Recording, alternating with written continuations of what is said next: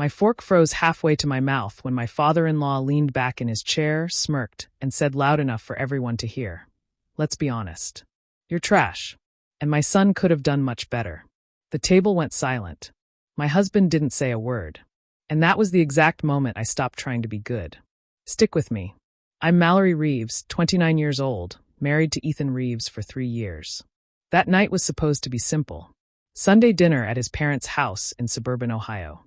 Roast chicken drying out in the oven. Cheap wine poured into heavy glasses. Everyone pretending we were a normal family. Gordon Reeves, my father-in-law, had never liked me. He wore confidence like armor and money like a weapon. He talked about legacy and standards every chance he got. I was a public school counselor. I worked long hours. I paid my own way through college. I still helped my mother with rent when she needed it. To Gordon, that made me small. Not good enough. At first, it was the usual little cuts. He looked at my dress and said it was brave to wear something so plain. He asked if counseling was just a phase before I found a real job. I smiled. I nodded. I swallowed it all, like I always did. Then Gordon lifted his glass and laughed. Not kindly. Not joking. "Ethan had potential," he said, eyes sliding toward me. "But he married this." The word hung in the air. He leaned forward, enjoying himself now. No connections. No family name. No assets. Just baggage. I turned to Ethan. I waited. I needed him to say something. Anything. He didn't. He kept staring at his plate like it might save him. Gordon finished it. "You're not wife material. You're trash we politely tolerate." My face burned. My hands shook under the table. Darla, his wife, suddenly became very interested in folding her napkin. No one defended me. No one even looked sorry. So I stood up. Slowly. Calmly. I pushed my chair in and said, "Thank you for dinner." I drove home alone. The house felt too quiet. 2 hours later, Ethan walked in and said, "You know how he is," like that explained everything. That night, I lay awake staring at the ceiling, feeling something shift inside me. Not anger. Not tears. Clarity. They thought I was weak. They thought I had no power. By the next morning, Gordon Reeves received 3 texts. And none of them were from me. The next morning, I woke up with my phone in my hand. I don't remember picking it up, but I know why I was holding it. I was waiting. A message from Ethan. An apology. Even a weak one. Something that said he understood how much his father hurt me. Nothing came. By noon, I checked again. Still nothing. Ethan moved around the apartment like everything was normal. He made coffee. He asked if I wanted eggs. He didn't mention the dinner. Not once. That silence said more than words ever could. When I finally brought it up, I tried to stay calm. I said his father crossed a line. I said I felt humiliated. Ethan sighed like I was being difficult. He leaned back and said, "You know how my dad is. You didn't have to take it so personally." Personally. Like it wasn't aimed straight at my chest.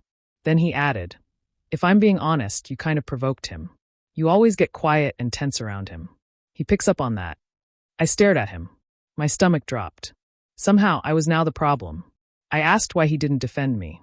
He shrugged and said, "It would have just made things worse." Worse for who, he didn't say. But I knew the answer. Not for me. That afternoon, I was in the hallway folding laundry when I heard Ethan's voice in the living room. He was on the phone. Laughing. I wasn't trying to listen, but then I heard my name. "She didn't cry or anything," he said. "Just did that quiet thing she does. Dad went a little hard. Yeah, but honestly, he's not wrong." My hands froze around the towel. Ethan kept talking. "She's sensitive. Comes from nothing. So everything feels like an attack. It'll blow over." I felt something crack inside me. Not loudly. Not all at once. Just a slow, sharp break. That was the moment I understood the truth. Ethan didn't just stay silent at the table. He agreed with them. He always had. Gordon had said the words out loud, but Ethan had been thinking them quietly for years. I walked back into the bedroom and sat on the edge of the bed. My heart wasn't racing. I wasn't shaking. I felt strangely steady. That was the first real break in our marriage. Not the insult. Not the dinner. The realization that I was alone in it. And once you see that clearly, you can never unsee it. 2 days after the dinner, I found the papers by accident. Ethan had rushed out that morning, already late, already irritated. He left his laptop open on the kitchen table. I wasn't snooping. I went to close it so the screen wouldn't burn out. An email was open. I saw numbers first. Red ones. Lines of text I didn't understand at a glance. The subject line mentioned Gordon's company. Curiosity pulled me in before I could stop myself. I scrolled. What I saw didn't match the man who called me trash at his dinner table. There were balance sheets attached. Loan summaries. Warnings written in careful, professional language. Cash flow problems. Missed projections. A line about temporary liquidity issues that felt anything but temporary. The business wasn't thriving. It was bleeding. I sat down slowly and kept reading. Another email confirmed something else. Ethan's name was on more than one document. He wasn't just involved. He was tied to it. His salary, his expenses, even part of our rent came from his father's company. Ethan wasn't independent. He was supported. Suddenly, the dinner made sense. Gordon's cruelty. Ethan's silence. The obsession with control. Gordon wasn't powerful because he was secure. He was loud because he was afraid of losing everything. That afternoon, I printed nothing. I sent nothing. I didn't confront Ethan. I closed the laptop exactly how I found it and went on with my day. But something inside me changed. I started noticing things I had ignored before. How often Ethan checked his phone when his father called. How tense he got near the end of the month. How quickly his confidence disappeared when money came up. Gordon's authority was a performance. His insults were a shield. And Ethan had been hiding behind him the whole time. For the first time, I saw them clearly. Not as people above me. Not as people I needed approval from. Just two men protecting a fragile image. That night, Gordon's words replayed in my head. Trash. Baggage. Nothing. I didn't feel angry anymore. I felt alert. There's a difference between reacting and paying attention. I had spent years reacting. Explaining myself. Trying to be acceptable. Trying to be small enough to fit into their world. I stopped doing that. I didn't need to raise my voice. I didn't need to defend myself. I just needed to watch, listen, and remember. Because when power is an illusion, all it takes is patience for it to collapse on its own. The first text Gordon received came early in the morning. I wasn't there to see it, but I didn't have to be. I noticed the effects by lunchtime. Ethan came home restless. He opened the fridge, closed it, then opened it again like something might magically appear. His phone kept buzzing. Each time it did, his shoulders tightened. Everything okay? I asked casually. Yeah, he said too fast. Just work stuff. Later that afternoon, his father called. Gordon's voice was loud enough that I could hear it from the hallway. He wasn't shouting yet, but there was panic underneath his words.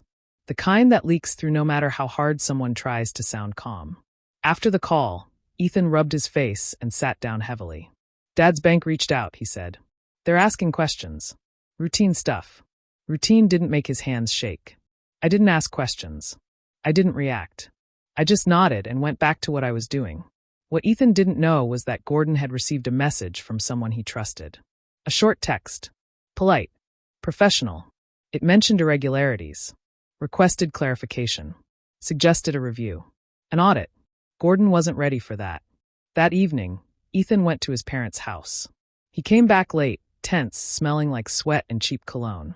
Gordon, the man who always acted untouchable, was suddenly suspicious of everyone. Employees. Partners. Even friends he'd known for years. Someone's talking, Gordon had snapped, according to Ethan. There's a leak. I almost smiled. Almost. Instead, I listened. Gordon had spent years believing fear was the same thing as respect. Now that fear was turning on him. He checked accounts. Made calls. Asked questions that came out sharp and accusing. At dinner, Ethan told me Gordon was furious. Darla was anxious. Everyone was pointing fingers. No one had answers. I said nothing. I passed the salt. I asked if Ethan wanted tea. Inside, I felt steady. This wasn't chaos. This was pressure. Slow. Quiet. Controlled. The kind that doesn't need yelling or threats. The kind that works best when no one knows where it came from. That was the start of it. No confrontation. No speeches. No satisfaction anyone could point to. Just a single text that cracked Gordon's confidence and made him realize something was wrong. He still didn't think of me. Not once. And that was exactly how I wanted it. The second text came 2 days later, and this one hit Gordon harder than the first. Banks could be managed. Paperwork could be delayed. But people were different. A longtime business partner walked away. The message was short and careful. Professional words with no emotion behind them. It said the partnership was being paused. It said trust needed to be reassessed. It wished Gordon the best moving forward. Nothing in that text could be argued with. And nothing in it could be fixed quickly. Ethan started acting strange that night. He asked questions that didn't match his tone. Where had I been earlier? Did I talk to anyone new? Had I mentioned his father's business to anyone at work? I looked at him and shook my head. No, I said. Why would I? He didn't answer. He just nodded, like he was filing the response away. Later, he asked again. You didn't say anything to anyone, right? About Dad. About money. That word stuck with me. Money. I watched him more closely after that. The way he avoided my eyes. The way he checked my phone when he thought I wasn't looking. The way he suddenly cared very much about what I knew. That's when I realized something else. Ethan hadn't just stayed quiet at that dinner table. He had helped build the story Gordon told. The successful company. The solid future. The image that made me look small by comparison. Some of the lies had my husband's fingerprints on them. That night, Gordon called again. This time, he was angry. Not cruel. Not smug. Angry in a way that showed fear underneath. Someone important had stepped away, and Gordon didn't know who to blame. Darla cried, according to Ethan. Gordon blamed his staff. Then his partners. Then the economy. Anyone but himself. I sat on the couch and listened like a stranger listening to weather reports. I felt distant. Calm. Cold in a careful way.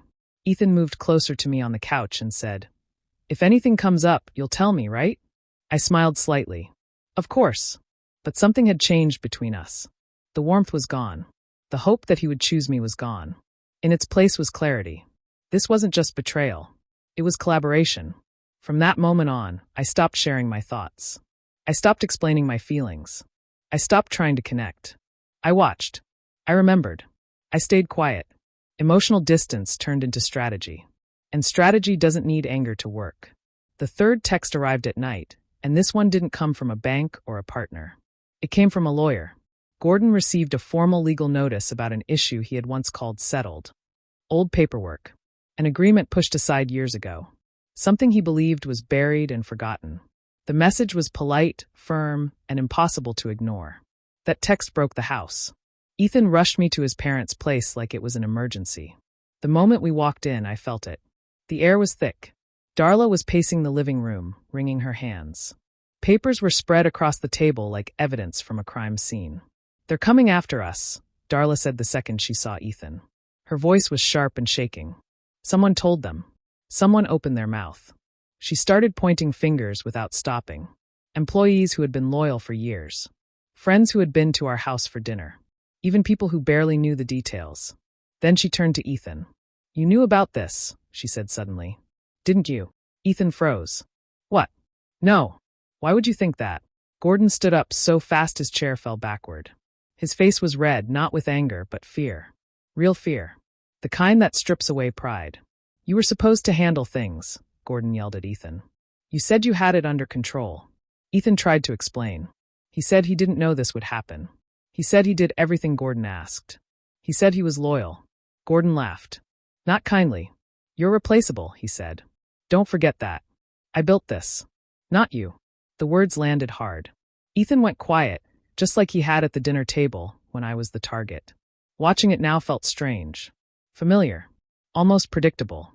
Darla started crying. Gordon started shouting. Everyone talked at once. Accusations flew.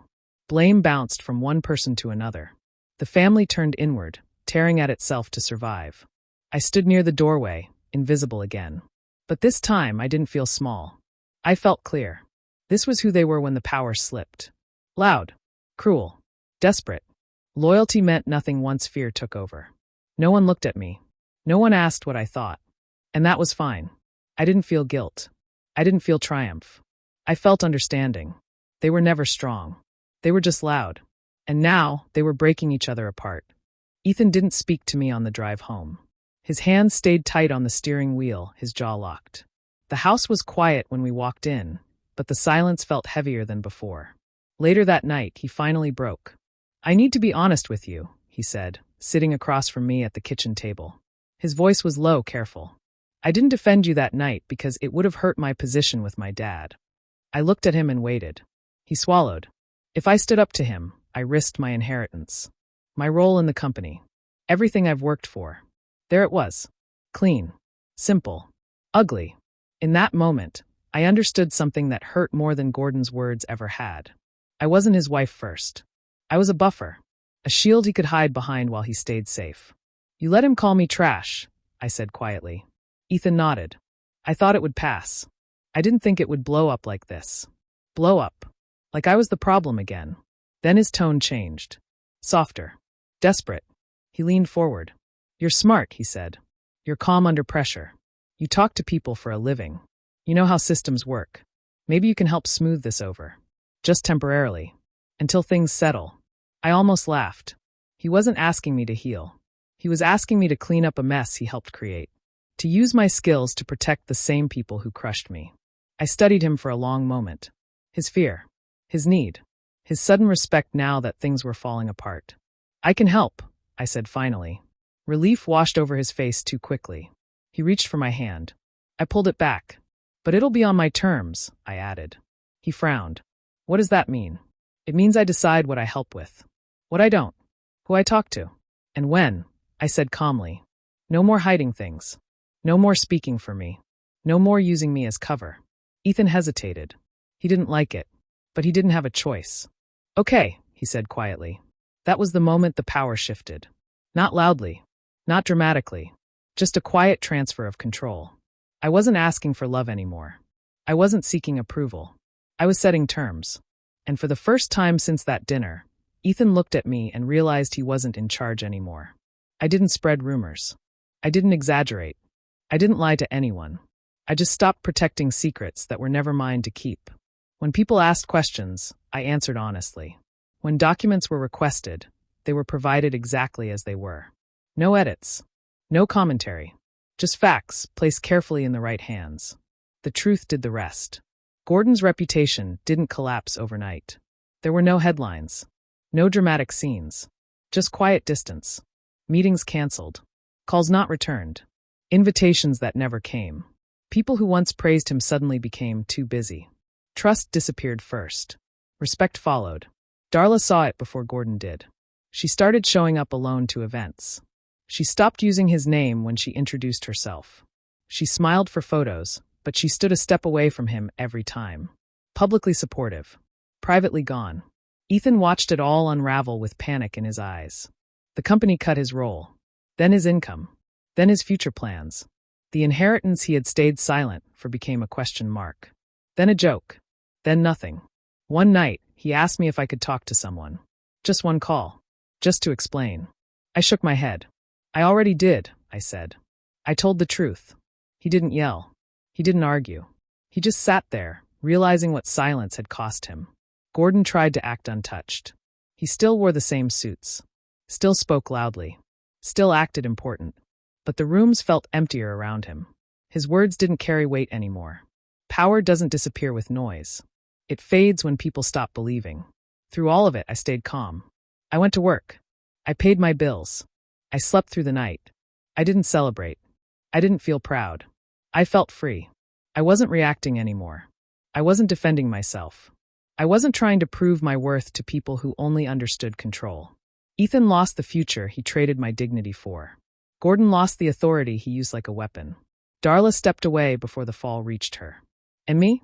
I stayed untouched because I didn't destroy anything. I just stepped aside and let the truth stand where I once stood silent.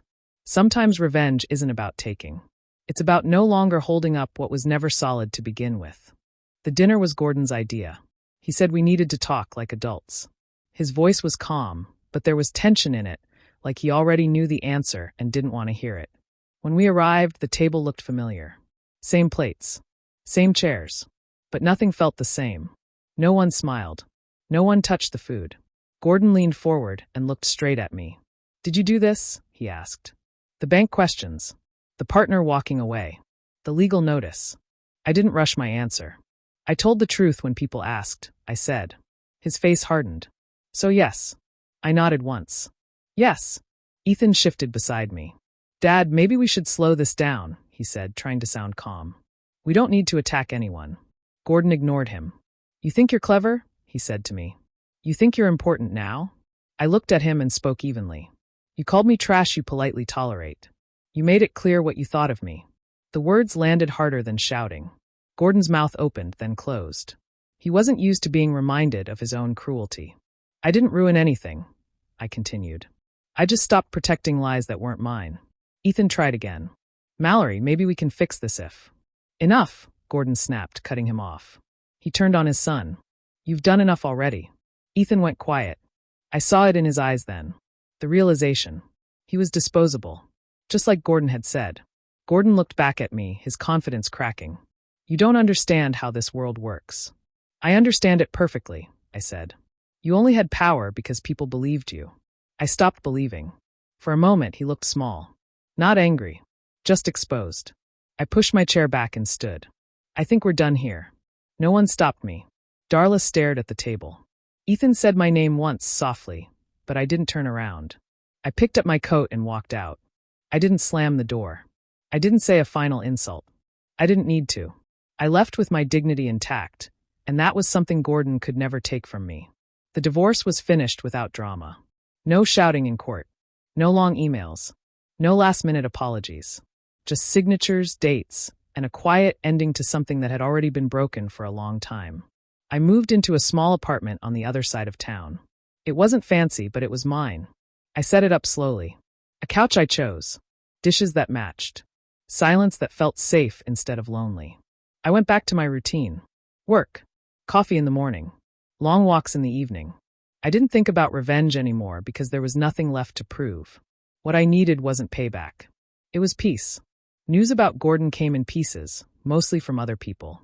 His name stopped opening doors. His calls went unanswered. The company shrank until it barely existed. He still talked loudly, still dressed the same, but no one listened. Power doesn't disappear with noise. It disappears when no one cares. Ethan tried to reach out once. Just once.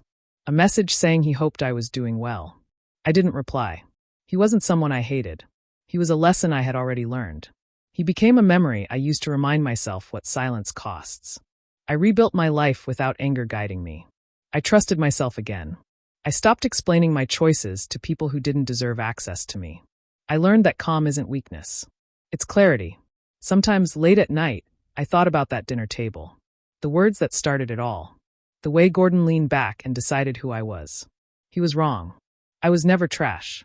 I was never something to be tolerated. I was a woman who believed too long that being quiet meant being safe. Now, I choose differently. If I ever sit at a table like that again, it will be with people who know my value without me proving it. People who listen when I speak. People who don't need to make others small to feel important. The last thing I learned was simple and freeing. I didn't leave with revenge. I left with myself. And I don't tolerate trash anymore. If this story moved you, remember this lesson. Silence in the face of disrespect is never love. Know your worth, watch actions over words, and protect your boundaries. Share this story to help others recognize emotional manipulation, financial control, and the quiet power of choosing self-respect over approval.